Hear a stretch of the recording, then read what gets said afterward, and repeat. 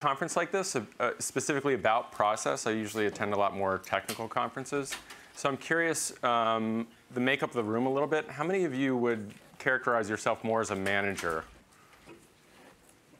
And how many somewhere more on like the engineering or development side? Okay, so this will probably speak to you, I think. I come from a background of engineering. I'm now engineering director at Etsy. I've been there for about 3 years. Are people familiar with Etsy? A little bit. That's what I would expect. OK. I've been with the company for about 3 years. We started continuous deployment around the beginning of 2010. So I came in right when we were starting to do that and have been growing with the team there in putting this into practice. I've given a number of intro talks on continuous deployment and all the individual pieces that go into it. But we always end up, when we give these talks, we always end up having essentially the same questions that come up over and over again. So this talk is sort of modeled around answering some of the questions about how it actually fits into your process. So if you were to sort of lay out a curriculum of continuous deployment, maybe you have some 100 and 200 level courses that are a little bit more covering these types of topics. Can I go? I think so. You got a mic? Yeah, I do. It's great. We figured it out. You got an audience. Wow. Seems like it. So I'm going to cover some of these topics today. This will be sort of a little bit more of the advanced topic area, I guess. Deploys versus releases, how we look at those two things and split them up. Decoupled systems and how we deal with schema changes in the face of deploying code a lot. That's probably the biggest question that always comes up.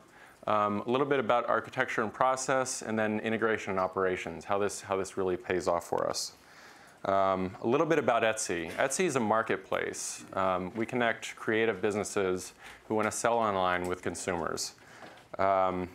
We don't actually produce goods. We don't hold inventory. This is all a venue for connecting people.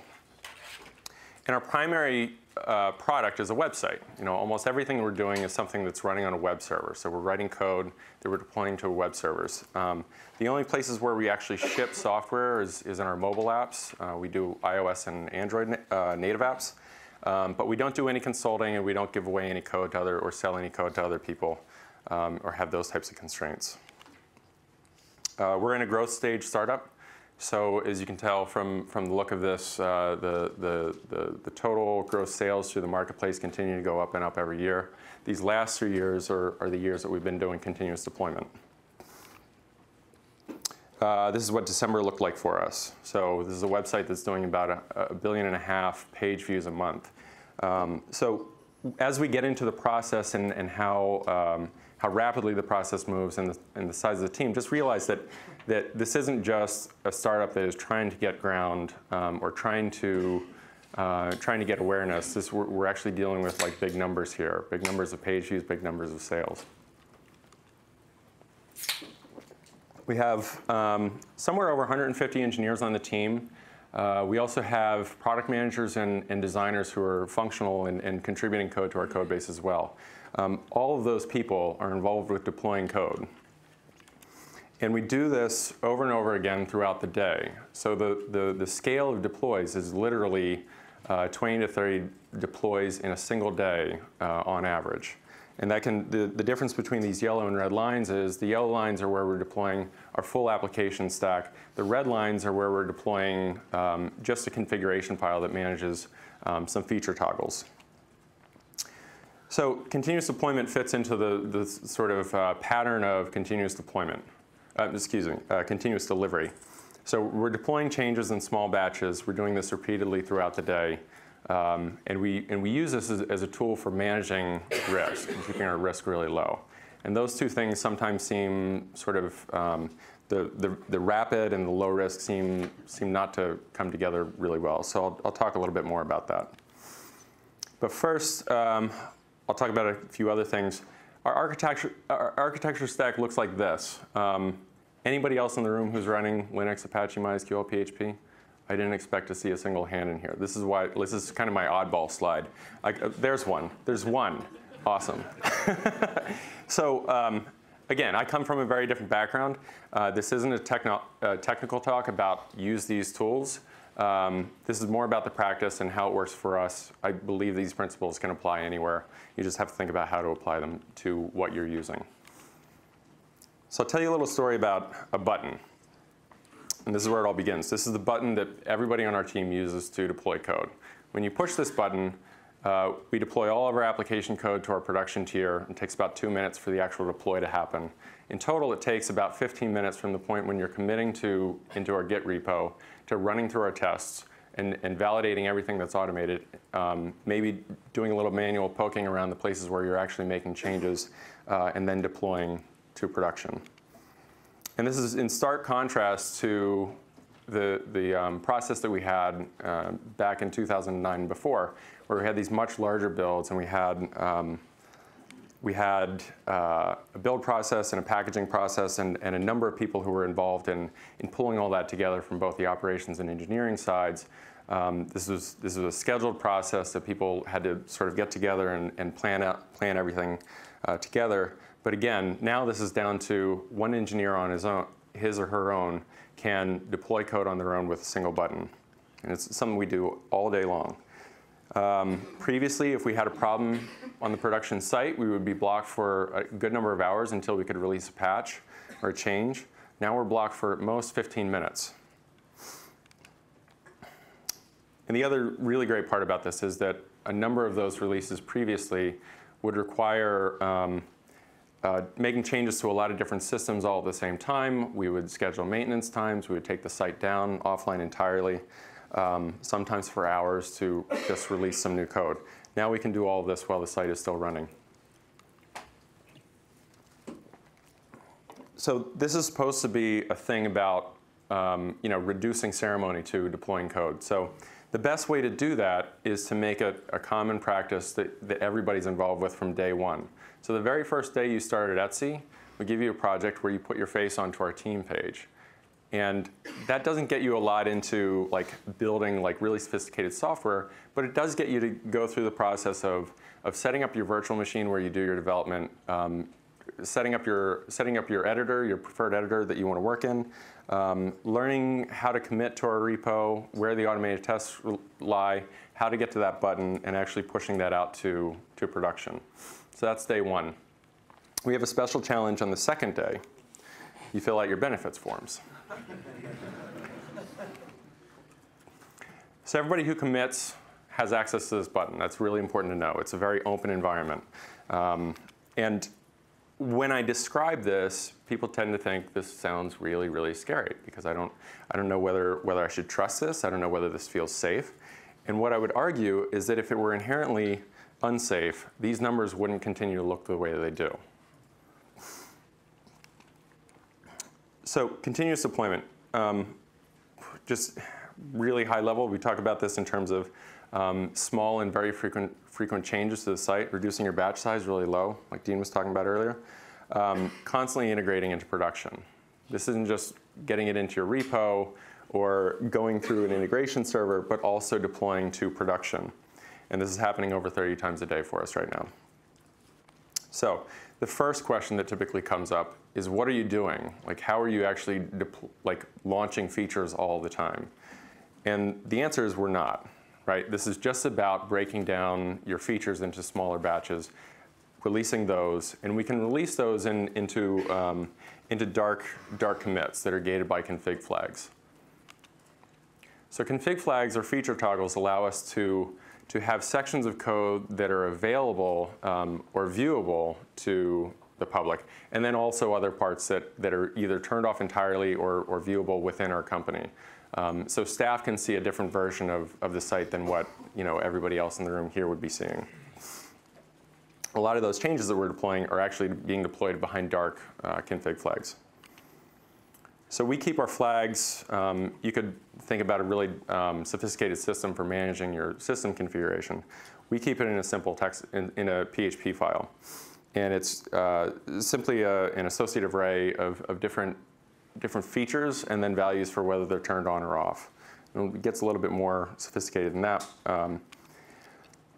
But for example, a config flag for releasing a new version of a search infrastructure. We might have this new feature, and we'll just call it new search. So we start with an off config flag.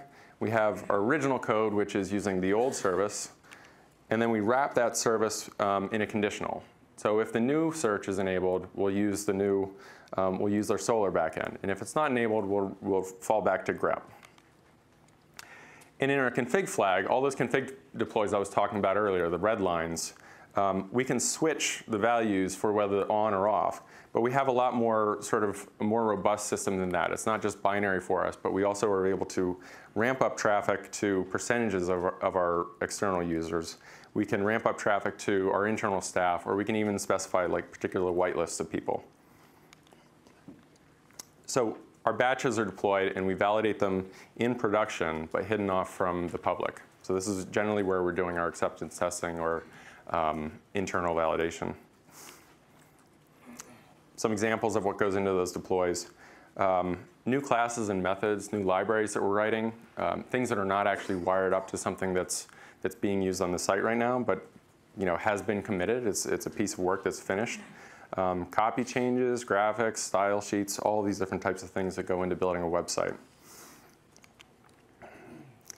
And what we get as well is keeping our response times really low. We can have, along with continuous deployment, we have the ability to get a patch out, release very quickly if something goes wrong. We don't have to go through a large release cycle where if we've got a security hole, we have to write a patch, but it's going to take a week of validation and testing, and then we don't have a schedule to deploy for another 2 weeks. We sort of circumvent all of that. So I liken this to an airline and its pilot. You've got this complex system that's moving, and if you were to build something, if you were to build a system and have it in a static state for 2 weeks, it's kind of like having an airline that's been put on autopilot. And no matter what kind of trouble you run into, whether there's turbulence or some kind of major storm or something, you have no way to actually move that about. So what we have is we have essentially our operator, who is our ops and our engineering teams, and this great system of configuration flags, which allow us to make changes to the system at runtime. And then we have a ton of metrics that we use and are available to everybody on the team. So all the engineers and all the operations folks, in fact, everybody in the company has access to our dashboards to see how the system is actually running. And these config flags, the types of things we can do with them is we can shut off. We not only use them for launching features, but we can use them for shutting off features that are having problems. So in this case, this is the two pieces of our interface that are for our favorites tool. So you've got a product listing, and you might want to mark that as a favorite item that you want to come back to later. If we have a particular problem with the back end of that system, we can actually just shut it off. And so if we flip the config flag off, the interface goes away, the traffic to that piece of the infrastructure goes down, and we can get in and muck about with it without having to take the entire site down just because one feature is failing. But on the other hand, if this is a new feature that we're releasing, we could be building all the infrastructure for the favorites tool behind the scenes, and then when we're ready to release it, it's 5 minutes to deploy that config change, and it just pops onto the site like that. So many deploys throughout the day are leading to eventual product launches. Next question is typically that comes up is how do you deal with schema changes? So you're constantly pushing code out all throughout the day. Does that mean you're also deploying schema changes all the time? Our code deploys happen every 15 to 20 minutes, and our schema changes happen on Thursdays. And the reason is because your schemas get applied schema changes can be applied much more slowly. They're the foundation of our application model, so they generally take a little bit more thought and planning that go into them. So we spend some time thinking about that. We have a little bit more review involved in that process. And most of our web application is pretty monolithic. It's PHP built into one pretty large code base. The places where we've tried to split this out, we've run into problems. Now, granted, I'll also mention that this is sort of a symptom that has come from, we grew the team in the last 3 years from about 15 engineers to over 150. So at the same time, we had to be really careful about keeping people in sort of tight cohesion culturally, while letting them work on these individual teams very rapidly. So we found that keeping all these things together and deploying them all together really helps. We ran into problems. An example would be if we deploy the website and the developer API at 2 different times, and they both rely on a common library, then they both validate that library somewhat differently in production. And if we don't manage to validate that at the same time in production, then we might have a latent bug that we haven't detected. That's something we want to avoid. So it's also pretty easy to keep these together because they rely on the same architecture. It doesn't matter what the architecture is there, but they rely on the same architecture. We have additional services that we rely on, including our databases, our search tier, our photo storage, and our payments tier that are all deployed separately because they've got differences from that other architecture. In the database tier, well, it's a database. It's not application code, so that's a difference. Our search tier is driven by Solr and the JVM, and so we have rolling restarts that are required. It's kind of a different model altogether there. Payments, in particular, is governed by PCI compliance. So we have much more tight controls over who actually has access to that, which means that we try to keep that part of the service as small as possible because it's not something we can move around quite as frequently. Sorry. So all these config flags sort of govern a state of the system. When we create a new config flag, it's governing the state of the system in its present form and then in some future form. And then once we've turned that config flag on, it's now the past state and the present state. Which means that the services behind, when we make changes to those services, whether it's our search tier or a database schema, we utilize non-breaking expansions. So we add a new version to the service without breaking the old version. We don't make changes to the existing version.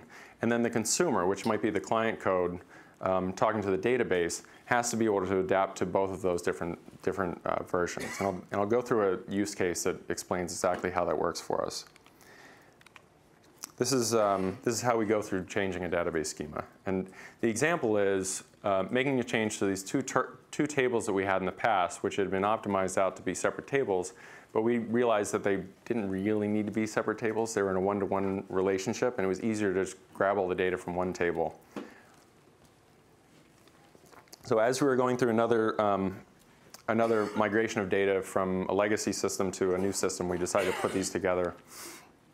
And the schema changes that we make tend to prefer adds over alters. So we add new columns rather than altering something in place. Once we've altered something in place, it's really hard to go back. And it's essentially a 4-step process. It looks like this. We start writing to both versions of the data model. And then once we've got that going in real time, we start backfilling the data from the old to the new model. Eventually, we start reading from the new model. And then at the end, we cut off the writes to the old model once we know that we're done with it. And I'll say there's sort of an introductory step, which is to create the new version of the schema before you can start writing to both sides. And so walking through how this works with config flags, just to be somewhat explicit, we have 3 different config flags here. We've got one that says, this is the current state of the system before we make the new change. We write the preferences to the old user preferences table. Remember, these are split. And then the 2 new ones are, we start writing to the new users table, and then eventually we want to also read from the new users table. So when we want to write to both versions, once we've got the code written, we just make a config change for this config flag that says we're now going to write to both sides. We take the time in an offline process to backfill all the data. That might take, depending on how big the data size is, it might take hours, or even in some of the cases, it's taken weeks for us. So at some point, for some amount of time, we're writing to both sides and waiting for that backfill to finish. Then we can start ramping up. We do some internal sanity checks, some automated sanity checks to make sure the data looks right between the 2 different sides. But then we can ramp it up internally to our staff to allow them to look at it and them to use the site and see if their experience looks right.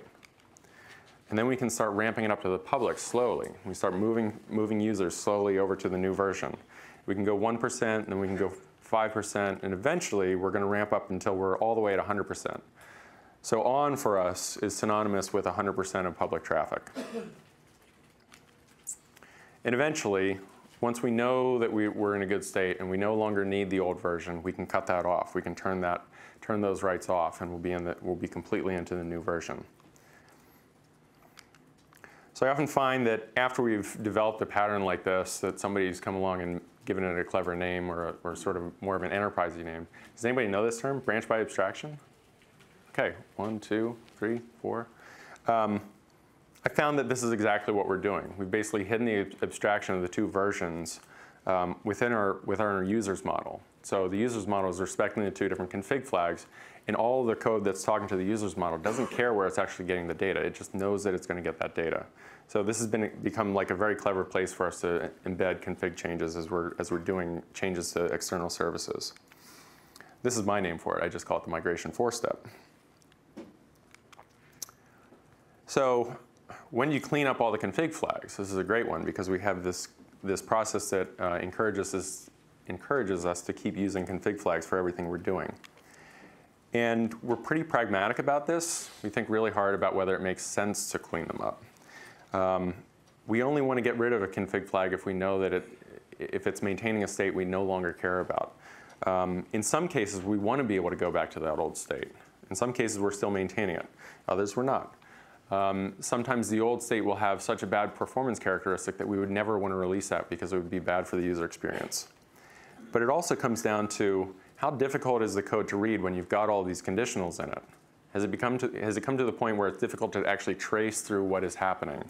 And the last part, because we're a growth startup, we care a lot about where we're focusing our time. So we don't just make up projects to clean up code for the sake of cleaning it. We clean things out when we actually know that we can afford to spend time and it makes sense to. Most of the time what we end up doing is promoting these flags. So we might have small projects for these small batch sizes that eventually should be governed under more of an umbrella flag. The case might look like this. As we've been building out our mobile site, we might have a feature flag for all of our mobilized pages. There may be some point in the future where, for an operability concern, we may want to turn off the mobile site. I can't actually envision why we would do that. But as we're building out the mobile pages, we have individual projects that are for these templates. So we have all these different developer flags that we're using over time. And at some point, as we clean those out, we would want to respect the umbrella flag. And we've got a few of these, a good number. This is kind of a selection of sort of feature level flags you could think of for a website. Search. Search is governed by an entire tier of architecture that has different characteristics and operability than our main web tier. We may want to turn that off if we're having problems with it. And turning off search just means you can't search on the site, but you can still do everything else. We have some for developer APIs, for seller tools, all the tools used for listing items on the site. And we even have one for the entire website. This is because, as part of, well, we're in the DevOps track here, and we really ascribe to this. But we like to put tools for managing the website that usually are relied on by operations into the hands of engineers. So this is probably one of the more risky ones. While we comment things really heavily in these files to make sure you understand the implication of turning off a particular feature flag and what kind of damage it's going to do, let's say that. There's a couple of cases where we want to be extra careful. And does anybody recognize this scene from the beginning of War Games? These are the missile commanders, and they need two of them to turn the keys at the same time. So we don't exactly have two specific keys handled by two different people, but you do have to change two flags to be able to turn off something that's this critical. You have to be able to say, yes, I really mean what I'm about to do. So architecture and process. This speed of development and speed of deploying obviously is going to impact the way that we do things. Frankly, our upstream process from engineers is pretty light because we keep everybody pretty close. We have most of our engineering teams consist of 2 to 6 engineers. They usually have a product manager who's embedded with them, and then a designer who's embedded with them as well. So out of, say, 175 people, we've got a number of these different teams that are highly distributed so they can make all these local decisions and decide how and when they're going to build their products. And when you've got all those people sitting next to each other, it's very easy to make decisions and do things without a lot of standardized process. So if deploying is cheap and releasing is cheap, then we should also talk about some of those philosophies that we use about product development. Gathering data should be really cheap. It should be easy for you to find out how a product is going to work when you put it into production without a lot of overhead and testing beforehand. So from the top down, our CEO has been on board with this, and he used to be our CTO, which helps even more if you've got somebody like that on your side. So to get a sense of interest and engagement from our public, we're allowed as individual teams to release products to 1%, like a prototype that people can opt into, just to start gathering data and see if there's user intent to use a product. And so we treat most of our initial product development as prototypes or experiments. We don't really know what's going to happen. We don't want to put a lot of time into designing the architecture, especially when we don't have data about how it's going to be used. And so we don't want to waste any time in getting to a live test. We want to get into code as quickly as possible, which means that we also sort of parallelize the process of engineering and design work. And designers on our team are highly functional. They usually go straight from some kind of a paper mock right into CSS and HTML, and bypassing things like wireframes that need to be signed off on and Photoshop and things like that. They jump right into templates where we can continue iterating on that. This is a great quote from Fred Brooks. They could be misconstrued in different ways. You could say that your prototype should be built, and then you throw it out, and then you build something else based on what you've learned from that, and then you finally release something after that. And the way I look at this is we take our prototypes and deploy them. They are prototypes, and we know that they're prototypes, but we deploy those so we can start gathering data. And from that data is where we actually start putting work into the actual architecture later. But the first iteration, if we're deploying to 1% of people, it largely doesn't matter whether it's going to be highly performant or whether it's going to scale. We want to know whether there's interest in this particular feature. And if there isn't, we get rid of it. This is an important thing about focusing your time and attention. This applies to both experiments and live features on the site. Features that we've had for over 5 years, we've looked at and decided that they don't provide enough value to the business, so we're going to take them out so we can stop maintaining things that don't provide as much value as we'd like. So it's really important. This is one of the things we really hold very highly, killing off things that are not working for us. Where do you get your information to determine that? A vast amount of data that we collect. I could go into a lot more detail about data collection for you later. So this is also held true for us. This is sort of a well-known saying. Your assumptions are going to be wrong after you've grown by a factor of 10. This is held true for Etsy as we went from 10 million page views to 100 million page views. We went through a refactoring process there. And we also been going through refactoring processes as we've been going into the 1 billion page views a month rate. And I think it's important as sort of a side effect when you think about this.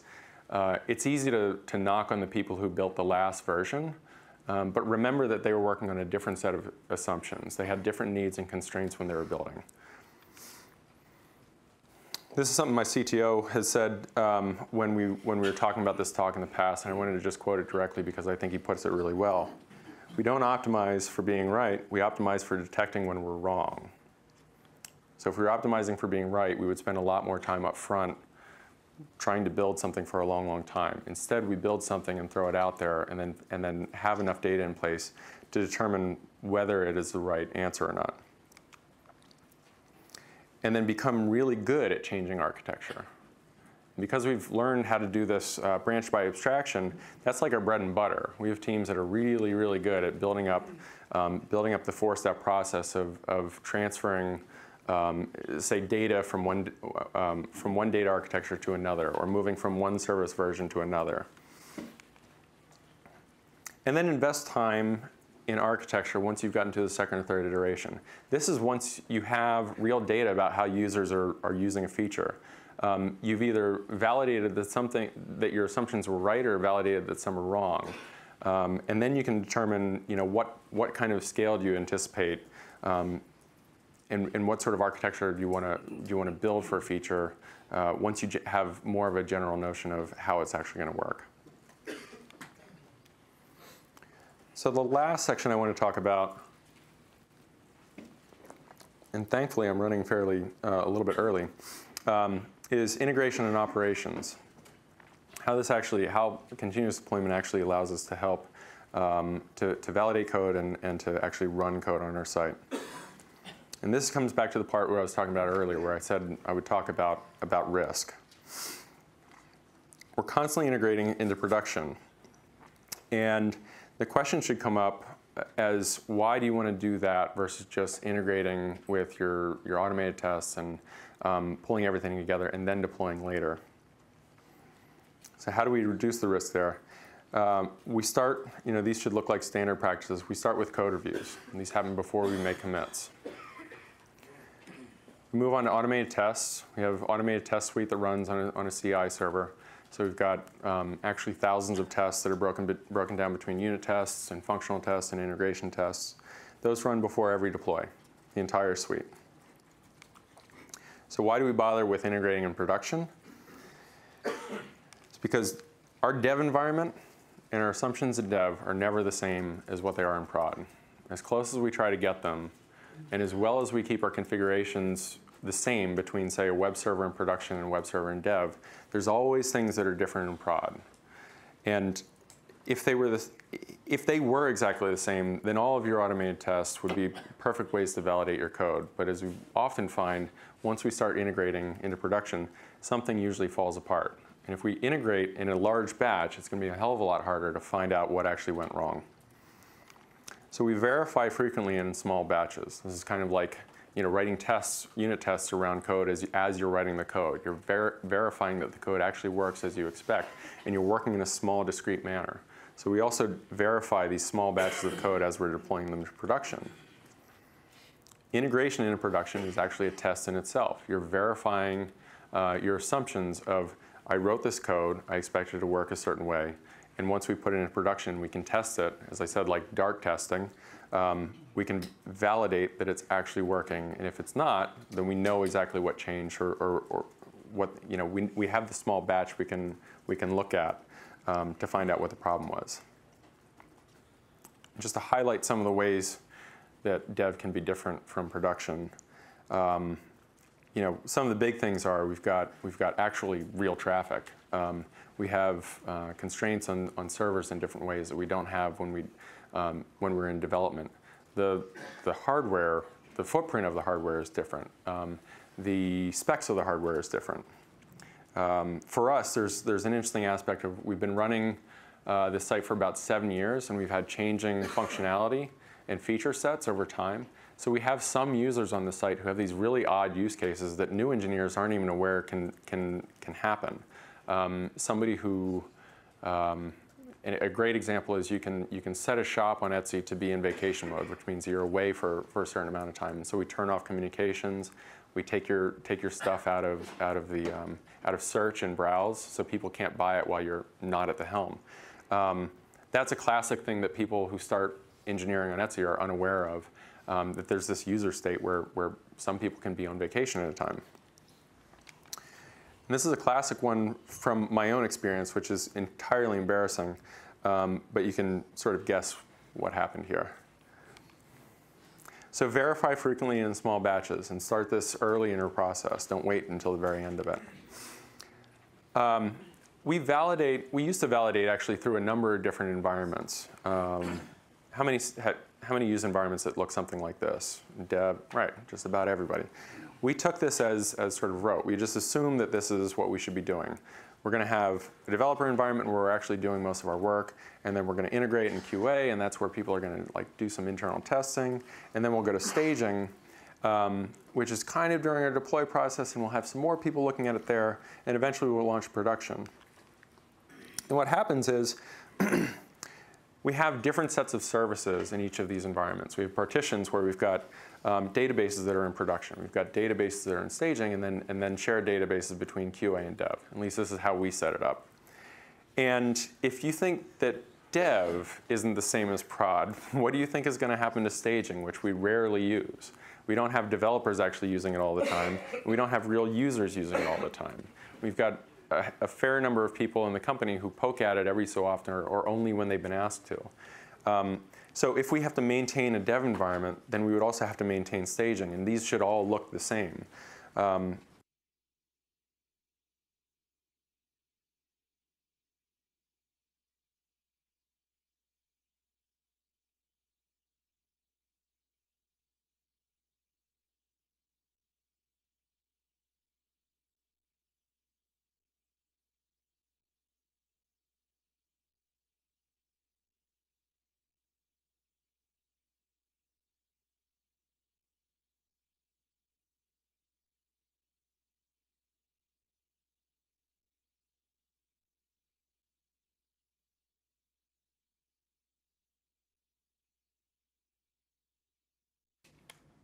Should be back. Excellent. Great. Best to fly up. That was great. In practice. So, like I said, we didn't find value in it, so we simplified our deploy process. We went down to, we've got dev where we're doing, our internal testing and at the developer point. We go through automated tests during our deploy. We run automated tests both in dev and in pre-prod. But pre-prod is a point where we've deployed to a set of servers that are in the same pool, but just not serving production traffic. So they're maintained exactly the same way with all the same configuration files in configuration management. They're talking to production services, so they see what things actually look like in production. But our real users are not seeing this, and it gives us one more place where we can run automated tests before we hit production. So it's essentially a sanity check for us. So test and integrate where you see value. We didn't see value in staging. We got rid of it. It was just slowing things down. And like I was talking about earlier, we're doing these deploys. It takes us about 15 to 20 minutes. And when we're at that time, it's really important for our unit tests and our integration tests to be really, really quick. And it's really important that if we're going to take all that code and batch it up and deploy it to staging and then deploy it to production, that there's going to be value out of that. And there just wasn't. So config flags, back to these again. We have this rich mechanism for tuning the visibility of our application code at runtime, where we're not just on and off, but we can start to deploy and ramp up features to individual users or to groups of users. And if you're familiar with the term canary pools, this is where you might have a set of servers and that you deploy in groups of servers at a time. And you would deploy to one group of servers that only some of your users are seeing, or some of your traffic is being directed to. And this is essentially how we deal with canary pools. So our canary pools is made up of a percentage of our traffic. We also run we also run automated tests after we deploy code. So we have a bunch of functional tests that we run to check all the really critical parts of the site, and essentially do smoke testing once code has reached production, just to make sure that everything went properly. Our deploy scripts and our deploy processes is just a bunch of program code like anything else, running on a number of different servers, and there's always chances for something to go wrong through there. Along with those tests, we also have a number of dashboards we use and collect real-time metrics. All of that is open to everybody who's involved with deploying code. It looks a little bit like this. This is available, like I said, to everybody who deploys code. These graphs come from a number of different systems, but what we do is we line them up so that they're essentially correlated by time. The time phase on here is the same as on here, as well as these vertical lines represent when we deployed different sections of our application. And you can see these are lined up so you can see what's going on. The trend lines themselves are correlated so that you can see I deployed something, and it still looks fine. So these metrics span a couple of different tiers. We can have metrics that are very system level or network level. We've got metrics that are application and business specific. And then things that, like I said on here, also server-specific metrics. So down here we've got requests to our web tier, and then things like the checkouts that are happening on mobile devices. This is totally blurry up here. Logins and registrations on the site. And if something goes wrong, here's a great example of something going wrong and being picked up by the graphs. So you can see up in registrations and checkouts that we had to deploy one of these red lines. We had to deploy, and our checkouts started to drop off. And what was actually the problem with this deploy was that we deployed some JavaScript that was causing problems with our product pages, so they couldn't be viewed by all of our users properly. So if you can't view the product pages, you can't add them to your cart. You can't check out, certainly. So this is how a metric that we follow in real time sort of pointed back to something that was going on with a deploy. You can also see that registration sort of tipped off a little bit too, because registration is part of the checkout process. So if we can't get through checkout if we can't register. A really interesting part of this is that we also measure forum posts. So we don't get this right all the time. We don't always know what metrics to watch.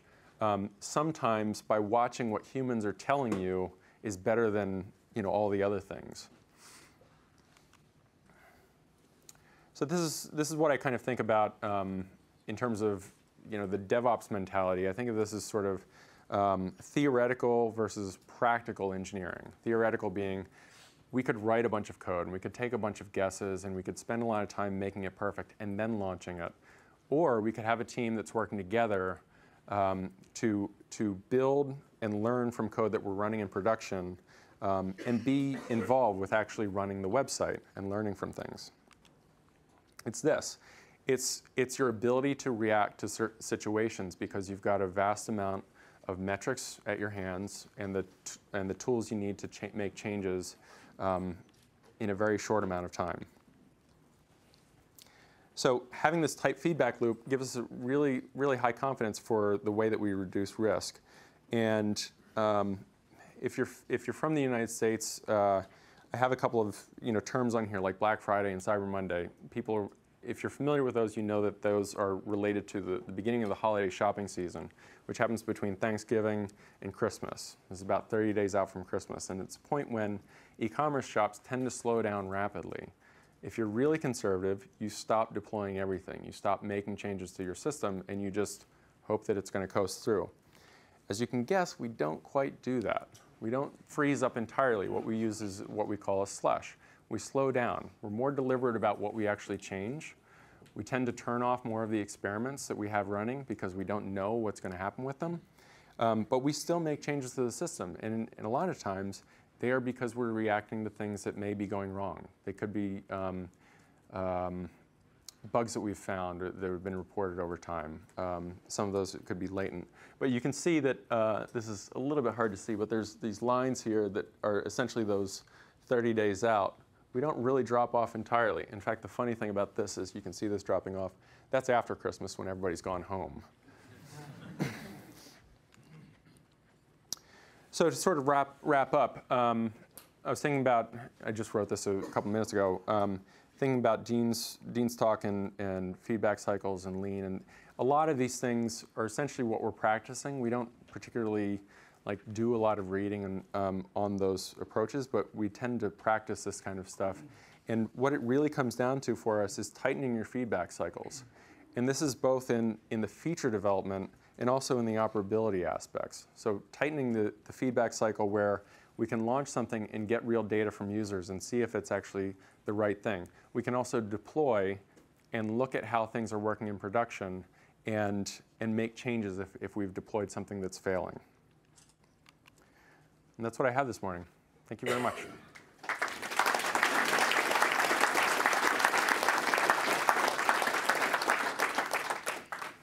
And I think we do have about 5 minutes for questions. My main question is about QA. You seem to be deploying 30 times in a day, right? Mm-hmm. So are most of your QA done by the machines? It's all automated, or do you also have QA team that quickly just test? Yep. This is a great question. The question is about how do we manage QA in these release cycles during the day? And this is actually a conversation we were having earlier this morning about how QA plays in, how many QA people do you have on your team with respect to developers, how much is it the responsibility of developers on your team. For the day-to-day releases, the intraday releases, it falls very much on the team itself. So the engineers are testing their code, the product manager is testing the code. They're in a very tight group. As well as code reviews as well. So that's the sort of day-to-day. But once we've deployed something into production and we've released it to staff, that's when QA can come in and take a look at it. We've essentially written all the code, but we can look at it in private without the rest of the world seeing it. That's when QA actually comes in. We run a really, really small QA group. It's about 3 people for 150 engineers. It's almost non-existent. So the QA is done on live production? Yes, it is. Yes, it is. Yes. What's that? Can you expand on that? How performance relates to our website? How do you performance test your website? Oh, performance testing. The question is, how do we performance test our website? We do most of our measurement of performance in production. Our dev environment, like I said, doesn't have the same traffic or constraints or even the same hardware specs as in production. We could replay, in some cases we will sort of sanity check something by throwing load on something in dev, but the performance characteristics are never the same in dev for us as they are in production. Oftentimes it's because the bottleneck on the database in dev it's much, much slower than it is in production. But what we can do with respect to that is we can write, often when we're working on our performance team works on this a lot, as they're looking at improving performance around a particular page, they will write a piece of dark code, turn it on for themselves, and look at metrics that come out of building that page, and whether it's taking a longer or shorter period of time. So we can test that in production too without impacting all of our users. Yes? Mike, how do you direct the traffic of the website? I mean, from 1% to 10 to 13 until reach the 100%. Right. The question is, how do we direct the percentage of traffic as the ramp up? That's built into our application code. So our application code is aware of our config system. It's essentially a class in PHP that reads those values. Right. So we hash every user, and we essentially see if that particular user's hash falls into a bucket. And that's for every different config flag. So if you fall into one bucket for one config, you may not for the other ones. In the back, there were a bunch. Yes? When you detect a real problem, do you pause other deployments except for fixing the problem? The question is, when we detect a problem, do we pause other deployments?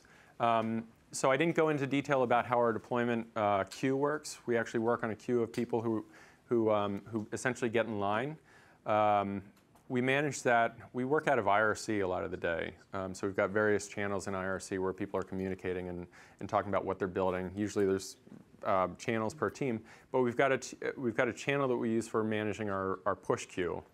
And so you essentially join the queue. We have a bot that keeps track of the queue, who's in what push, and we will group those together. I'm going in a little bit more detail, but we will group people together until we've got about 6 or 7 people in a deploy, and then we'll stack deploys off of there. So if we detect a problem, generally whoever detects the problem will raise that issue in the push queue, where essentially everybody is thinking about running the site and whether things are going well. And then they will jump the queue and they will take the next push after the current one is done. Does that answer the question? Yeah, that's good. Okay. Is your pre-prod environment pointed to the pre-prod database or production database? It's a production database. Okay. Like if it were, before we had a staging environment, which would essentially be a pre-prod environment that uses a pre-prod database. Our pre-prod environment is literally out of, we've got maybe 100 web servers. It's like 2 or 3 web servers in their own pool, essentially deployed exactly the same way, but the load balancer doesn't send any public traffic to them. So they are configured exactly like everything else in production. They see production database servers, which means that if we do something wrong, then we essentially, we can possibly be putting invalid data into production. So basically, you don't have any pre-prod DB schema as such? No. It's only for media. Yes? How did you guys go about getting upper management to buy into this idea that QAing on production is okay? Oh, Your CTOs, your CEOs. yeah, our CTO started about four years ago, and he moved into the role of CEO. And so Kellen, who is listed as a quote, is actually our CTO now. But Chad, who is our CEO, was very into the idea of speeding up the product delivery cycle at Etsy and making us much more, God, I hate to say agile in a conference like this, but making us much more quick to respond to changes and building out, experimenting with new products. So he was very into the idea of trying things. He came from an environment where he was building prototypes and skunkworks kind of stuff. So he was very into the idea of trying things. We've modeled ourselves off a lot. Like we look at the way that Google and Facebook work as well. Facebook is known for this kind of thing as well, being able to test on limited groups of users. It is a cultural change, though. That's one of the questions that I didn't go into, which is how do you start moving this quick at a company that's not doing it? And it takes a lot of top-down acceptance of this being useful. Do you have a way of segregating test data? Since you're testing in production, presumably you're doing things like uploading new products and photos, and so you don't want the customers to actually be able to search those and see those things. So how do you segregate that? Okay, that's a good question. The question is, how do we segregate data that we are testing in production? And it's interesting for us because we have a policy that anything that's in production needs to be really for sale. So we can't post something to production that you're not actually going to sell. The way we get around this is that we institute that developers should, as well as other people in the company, should run a shop. And because all of this stuff is handmade, it doesn't take much to make something. It may not get a lot of traction in search, and sometimes you may not want something. But we've sold things literally as trivial as a popsicle stick with a quote written on it, or something like that. And occasionally somebody finds those and buys them, and you think, now I've got to ship this. Actually, what's that? That explains so much of the search result today. Possibly. So there is no test data per se? There is no test data. We do have automated tests that will add new listings. They will also tear the listings back down. At one point, there was a little bit of a dust-up in one of the forums because one of the women who wrote a lot of the functional testing makes origami. So she had made a shop that had all these golden cranes made out of origami. And somebody came across and thought, what is this? And sort of tracked it back to being from Etsy Engineering. And all of those are for sale. Yes? So to be this operational in nature, how have you organized your teams internally or your infrastructure folks to talk and communicate more effectively with your development staff? Great question. The question is, how do we organize ourselves internally so that operations and infrastructure are working with the rest of engineering? Right. I wish I had. That I have is the ops folks will find an issue, CPU, doubles from the last release. 3 days later, we don't have a fix for it. It seems like you can be more nimble. I know you're a lot smaller than my organization probably, but Right. just looking for clues there. So we sit co-located with operations. We have a very open floor plan. There are no walls, there are no cubicles. There was talk at one point of having more of a segmented area for ops, because when something goes wrong, you want to be able to have a room that you can really manage what's going on without a lot of outside distraction. But that also means that you can't hear what's going on with the rest of engineering. It's somewhat the same with what I was saying about the CEO being bought into this. At the top of our operations team, they're very bought into having engineering participating in running the site. In fact, it really came from that group that engineering was brought into helping operate the site, and not somebody throwing engineering into operations and like, don't come over here. So the way that we work with operations is we have designated ops leads for each of our different teams, who essentially check in with different teams as they're building things and make sure that they're somewhat, like a system architect, I guess, to make sure that operational needs are discussed and taken care of early in the cycle, instead of, we need 10 more web servers and we're launching tomorrow. We figure those things out more early. But we are constantly looking to the operations team. I'll say physically sits in sort of the middle of where engineering is.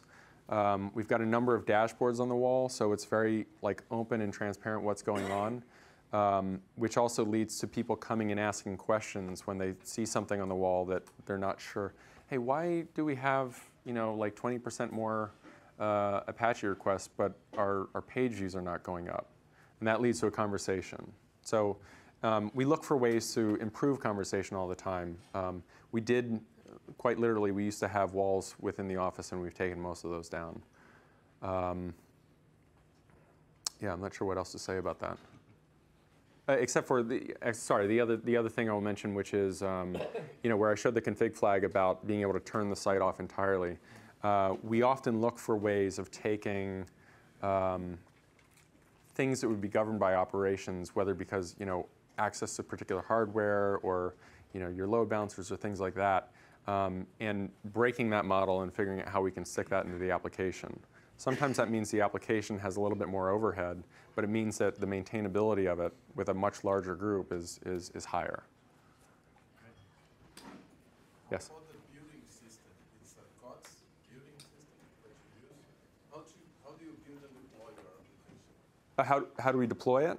Yeah. And build, I don't know. What's your deployment infrastructure? The deployment infrastructure is mostly homegrown. It's a lot of bash scripts.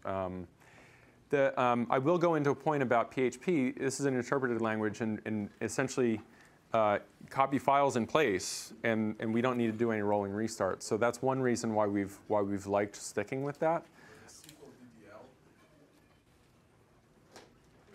What's that? The SQL? Yeah. Right. The schema changes. We have a tool we've written up about, and I don't know whether we've open sourced it quite yet, but it is a tool where you apply essentially your alters. It goes through all our databases, takes them out of rotation, applies them, and then brings them back up after some sanity checks. All right. I think we're right about time for lunch. I'll be around today and right now if anybody else has questions. Thank you. In Brooklyn, New York.